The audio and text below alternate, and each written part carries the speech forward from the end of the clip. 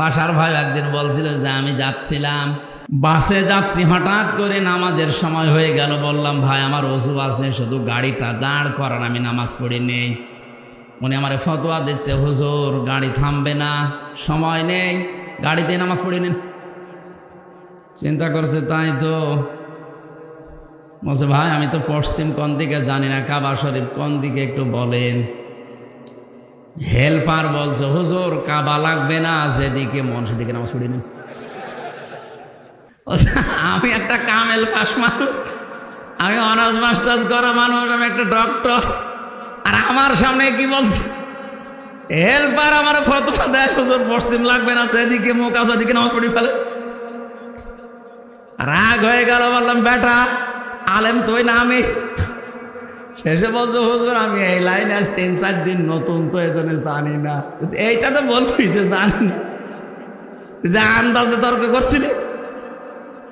এই জন্য জাহেল যারা, মূর্খ যারা, না বুঝে আপনার সাথে তর্ক বিতর্ক লিপ্ত হয়। আমরা রহমানের বান্দা যারা, এই বিষয়ে ঠিক আছে ভাই আপনার সাথে পারা যাবে না, সালাম। রব্বুল আলামিন বলেন আমি ভেতরে নামতে পারছি না, এই জন্য আমি দুঃখিত।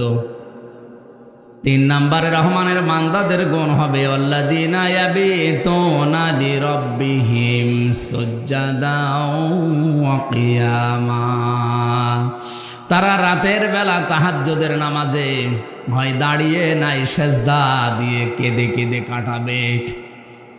এটা যে কত সুন্দর একটা, কত বড় একটা মনের শান্তি, একটা নিয়ামত, এটা যারা করে না তারা জীবনে বোঝানো যাবে না। কোনো মানুষ যদি বলে মিষ্টি কেমন, না খেলে বোঝানো যাবে। দুনিয়ায় যত শান্তির কাজ আসে, সবচাইতে বড় শান্তির কাজ তাহাজ্জুদের নামাজ সেজদায় কান্নাকাটি করা। এটা এতদিনও বাইরে থাকতে ভালো বুঝতাম না। 3 বছর যেহেতু এক ঘরের ভেতরে 24 ঘন্টা তালা মারা থাকতাম, ওখানে তো আর কোনো কাজ নেই। রাতের বেলা ঘুম না আসলে এমনিতেই নামাজে দাঁড়ানো লাগে। 1.5 পারা 2 পারা 2.5 পারা করে নামাজে দাঁড়িয়ে তেলাওয়াত করে সেজদায় 15-20 আধা ঘন্টা যখন কাটাতাম, আমার মনে হতো দুনিয়ায় স্ত্রী ব্যবহারের চাইতেও আনন্দ লাগছে। ওই মজাটা এখন আর পাওয়া যাচ্ছে না। আপনি একটু চেষ্টা করেন। ফাইদা ফারাগতা ফানসাব ওয়া ইলা রাব্বিকা ফারগাব। আল্লাহ পাক বলেন হে নবী যখন অবসর পাবেন, তখন আমি আল্লাহর ইবাদতের দিকে মনোনিবেশ করেন।